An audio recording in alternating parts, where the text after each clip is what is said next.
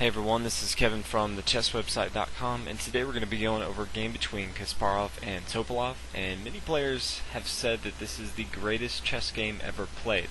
Now we'll let y'all debate between, if y'all think this is the greatest game ever played, but it is Kasparov's immortal game, and pretty much all the top GMs, famous players, have their own immortal game, and it's just that. It makes them considered immortal in the chess world. So, Garry Kasparov, many consider the greatest chess player to ever play the game.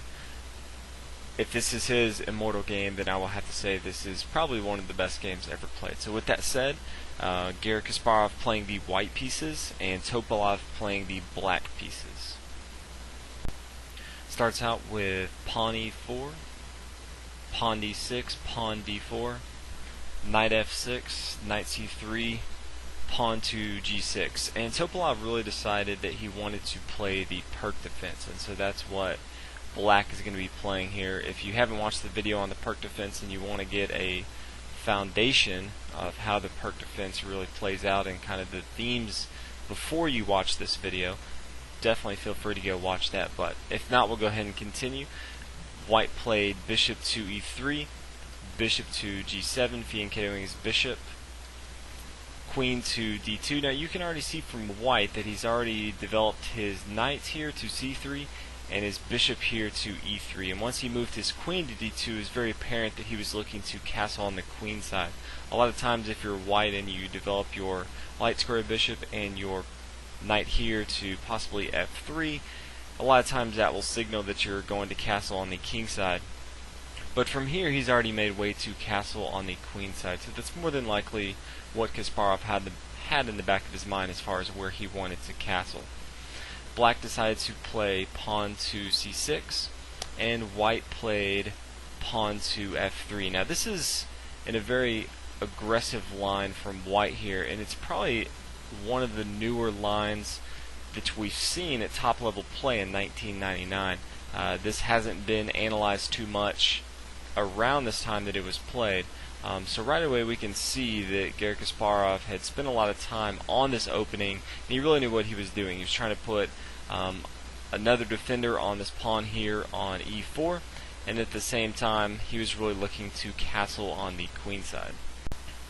Play continued with pawn to b5, and this is very important play right here from black. He does two things with this move. The first thing is he advances a pawn to gain space on the queen side, starting to push his pawns down the board of the queen side. At the same time, it prevents a very strong move from white. White would really like to bring his bishop to c4. It's a very powerful square. It's a great square for the light square bishop, and because of this play from black on b5, it really prevents this light square bishop coming to c4 and attacking this square here on f7. So this move does multiple things, and you're going to see this a lot in this game. There's a lot of fantastic moves that have kind of dual roles, and this is one of those dual role moves right here. This pawn here on b5 not only advances a pawn to gain space on the queen side, but it also keeps this light square bishop, and you can see later on this game this light square bishop's pretty much pinned down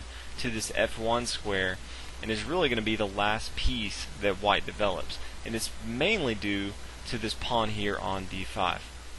Play continues from here with white bringing his knight to e2. He realizes that he's not going to be able to bring his light square bishop right away, so instead he decides that it's okay to block off the light square bishop with his knight here on e2, since there's really not a good square that he wants to bring his light square bishop to.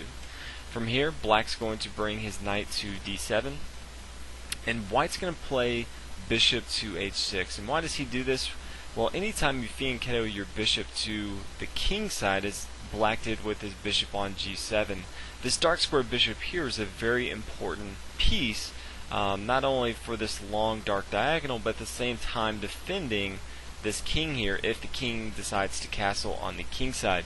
Now once white plays this, black pretty much knows that he's not going to be castling on the king side, and so instead of that he decides to go ahead and trade off bishops and instead try to get a little center dark square play in the center. So right away he knows with this queen here on h6, he's not going to be castling on the queen side, so he decides to really focus on the dark squares in the center, knowing that he's probably going to be castling on the queen side. Play continues with black bringing his bishop to b7, continuing his development of his minor pieces. And white's going to play pawn to a3, and this is a very important move because it's a prophylactic move, kind of waiting to see what black does. White eventually wants to castle on the queen side, but this is a very important move. If white were to first castle on the queen side, black could come in with his pawn to b4 and disrupt really what white's plans are. White would be forced to move this knight before he castles, and that's not really what he wants to do. So instead, as most top-level GMs do, they always find the right times to play a prophylactic move, and this is exactly that time where he plays a3, kind of a waiting move to see what black does, and at the same time preventing black from coming in and playing b4 right after this castling on the queen side.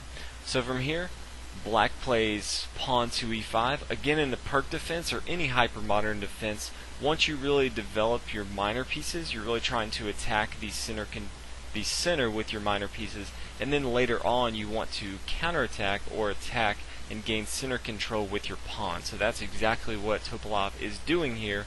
He has all his minor pieces developed, and now he's starting to attack and try to stake claim to the center. As we talked about from here, white's going to castle on the queen side. That's what he wanted to do in the first place, but again he wanted to play his a3 first. And black's going to from now play queen to e7. Now, after you develop your minor pieces, you do want to get your queen involved. If you don't have a specific place to get your queen involved, you always want to develop it to the middle of the board so that wherever you may need your queen, she can hop over, very quickly. If you put your queen to one side of the board and she's needed on the other side of the board, a lot of times a very good player will block off the queen, and you're pretty much left playing on one side of the board without your most powerful piece. So Topalov knows this, and he brings his queen to e7, can hop over the board wherever the queen needs to, and at the same time getting ready if Topalov wants to castle on the queen side, connect his rooks, and his development will be complete. Now from here, white's going to play king to b1. Again, another prophylactic move. White doesn't want to start to attack on one side and then just have black, castle to the other side or start to move to the other side. So it's kind of a waiting move, playing king to b1. One, it's allowing him to get a little bit more safety for his king, but at the same time kind of waiting to see what black's going to do. And black decided to bring his pawn to a6, and this is done for a few reasons. And one of the reasons, eventually black would like to push his pawn from c6 to c5. Right now his light squared bishop is not in the game. He eventually would like to get into the game. He doesn't need to right now, but later on it is on this long diagonal and he would like to use it since it is a powerful piece. But as soon as he moves pawn to c5, then his b5 pawn will be hanging. So this a6 move is kind of a move getting ready for the future down the road, not immediately, but again, you always want to be thinking down the road. So Topalov knows this, and he knows eventually he wants to play c5, and so because of this, he needs to play a6 to support this pawn here on b5. Play continues, and white now brings his knight to c1, and if you analyze it back from this position, this is a very strong move. If white really looks at this and sees what he wants to do, he really wants to get his knights involved. His knight here on c3 is well placed, but he'd really like to get his knight here on e2 to the best square on the board. Now if you look at it, where's the best square on the board? We can already tell that black's probably not going to castle on the king side. We have our queen, white has the queen here on h6, really keeping black from castling on the king side. And so white knows this, and since black's going to be castling on the queen side more than likely, then white knows he wants to start moving his minor pieces and his major pieces towards the queen side. With that said, the best place, the best square for this knight here on e2 is actually going to be a5. So what's the easiest and the best way to get this knight to a5? First to c1, and then here to b3, and then to a5. So that's kind of what Kasparov was thinking in the back of his head. So again, if you have a plan, go ahead and start to move towards that. So his first play is knight to c1. Now from here, black's going to continue with his development, and he castles on the queen side, so he now has both of his rooks connected, and he has the rest of his pieces developed. So black, in this case, is finished in development, and now it is white's turn.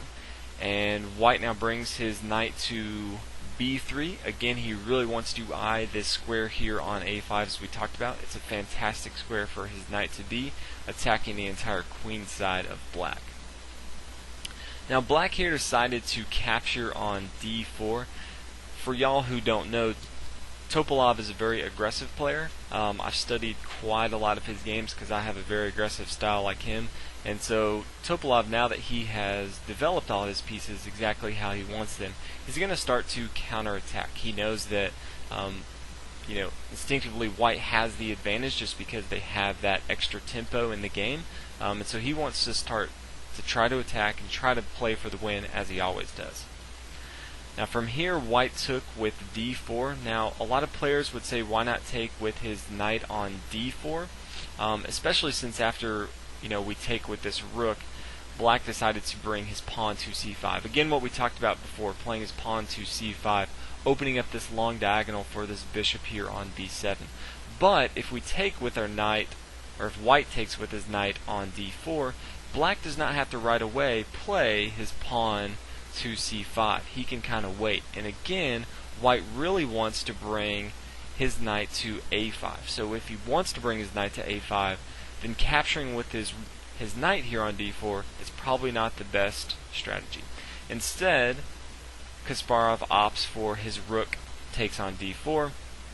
And after the pawn attacks here on d4, he brings his rook back to d1. So that's very small as far as why he did that, but I do want to let you know because you may have been looking at it and thought, man, why did Kasparov not take with his knight on b3? He really wants to bring his knight to a5, and if Topalov did not play this pawn 2 on c5, he didn't want to lose tempos bringing his knight back to b3 and then to a5. From here, black played knight to b6, getting ready if he ever wanted to bring his pawn to d5. His pawn here on d6 isn't doing too much and is kind of hanging behind. He eventually wants to centralize this pawn here on d6 and bring it to d5, and this knight here on b6 will be a strong defender of this pawn if he ever does bring it to d5. Now from here, white had to make a decision, and he decided to bring his pawn to g3. Now a lot of players, including myself, would want to quickly finish development and bring their bishop to e2, and that seems like a logical move, but Kasparov was looking down the road and he said, you know what, let's bring my pawn to g3 because I want to develop my bishop to h3 and really take away this long light square diagonal and put a lot of pressure on this black king. So although it's going to take him 2 moves to finish his development, his light square bishop is going to be on the exact square that he wants it to, and that's this square here on h3 where it can take this long diagonal and attack the queen side of black here. So after g3 here, black's going to play king to b8, getting his king out of the way once the bishop comes to h3, and white first is going to bring his knight to a5. Now again, this is the plan that Kasparov wanted the entire game, and so now he brings that plan to fruition, and black is going to bring his bishop back to a8. This long diagonal bishop for black, Topalov does not want to get rid of it right away, and white's okay with that. He has a knight here, very nicely placed on e5. It's going to put a lot of pressure on black the rest of the game. It's going to be really hard for black to get rid of that knight anytime soon. So from here, white's going to continue with his development with bishop to h3. And this is the exact square that Kasparov wanted his bishop here on h3, putting a lot of pressure on this long light square, and this long light diagonal. And at the same time, he has now finished his development. So it did take him a little longer to finish his development. He's connected his rooks, but at the same time, his game plan is going exactly how he wants it. Black from here played pawn to d5, and instead of taking right away, Kasparov decided to bring his queen to f4. And this is what really separates, normal players from masters to GMs are always looking for the in-between move. So a lot of players would already see this pawn to d5 and say, how can I recapture, and start to calculate. And top players are always looking for what's the in-between move. And the in-between move here was queen to f4. He can take a look at this capturing later on, but right away he wants to bring his queen into the action and check the king. Now the king only has one move. As you can see, he can't come to c7, c8 because of the queen and the bishop, and he can't come to b7 because of the knight here. His only move is king to a7. So already you can see white's really starting to put the black king into a tight corner here. Now white chose to disregard this pawn here on d5 right away and instead centralize his rooks. As you can see, white's pieces are really in good position. He has two centralized rooks. He has his bishop in his light squared. He has his queen in his light squared bishop bearing down on this queen side, and his knights are very well placed attacking the king side, or the king on the queen side. So from here, black decided to continue to push up his pawn here to d4, starting to put some pressure. And white decided to bring his knight to d5. And this is an amazing move because white eventually is going to be sacrificing a pawn so that he can open up a huge attack against black. Black decided to take with his knight here on d5, and white recaptured with his pawn on d5 at the same time, attacking the queen here on e7.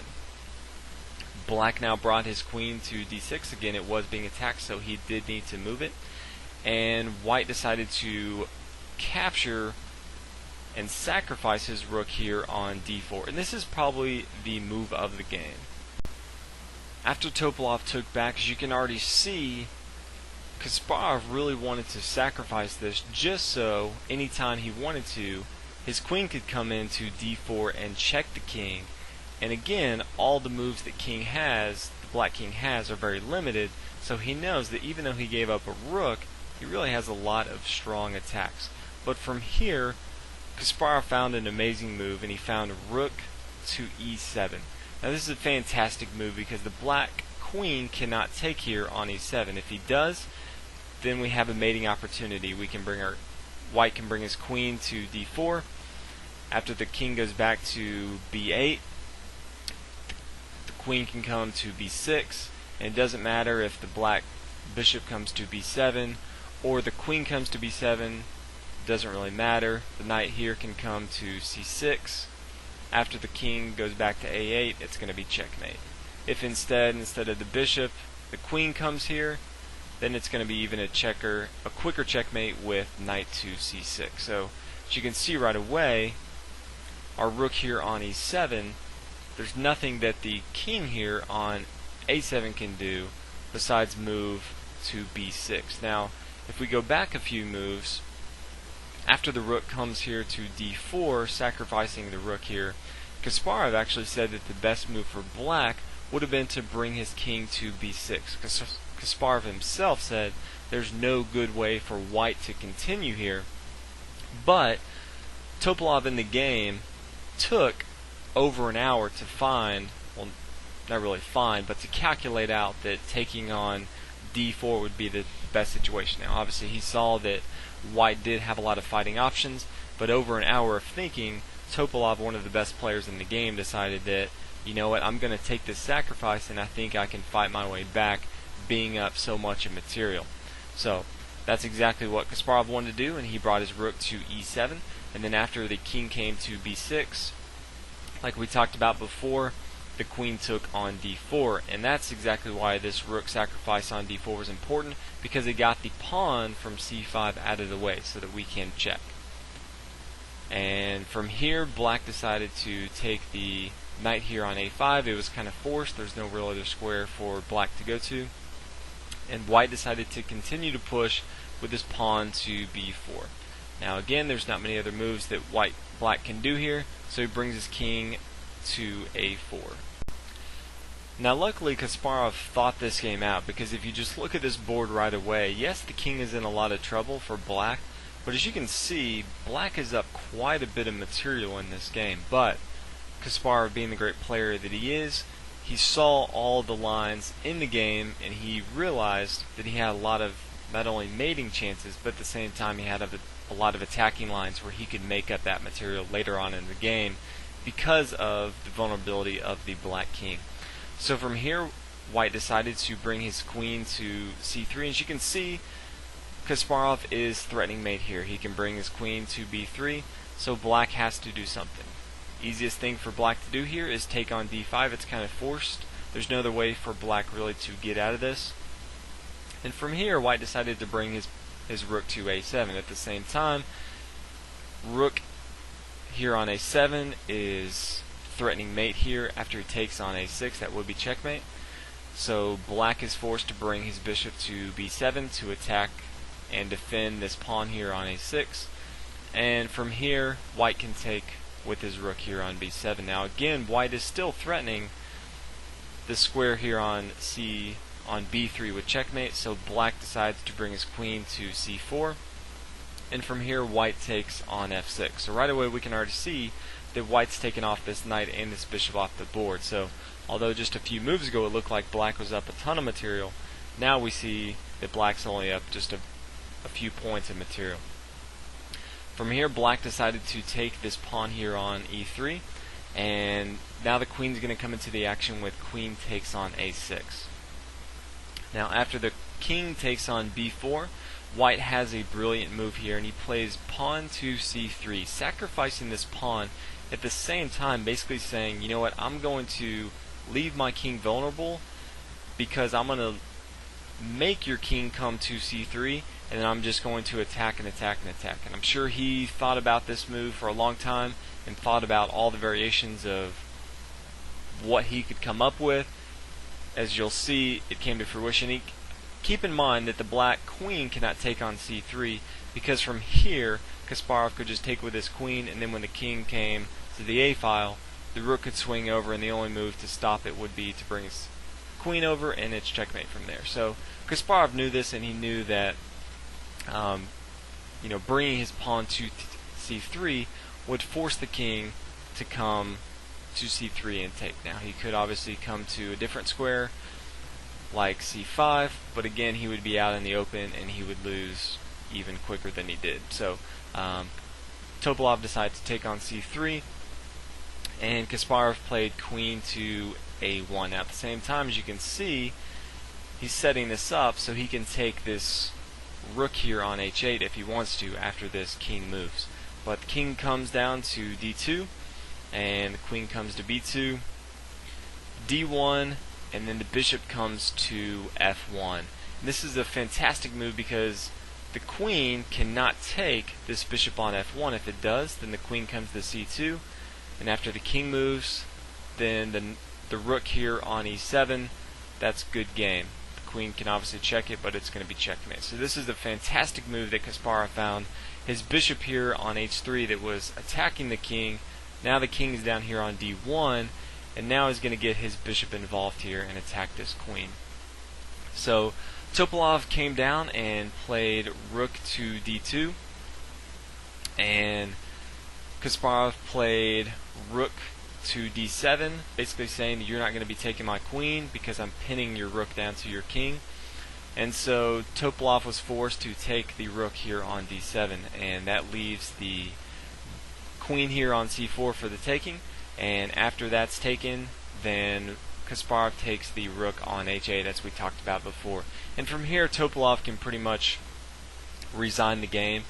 He's down quite a bit in material, and white has a queen that he can pretty much just run over the board.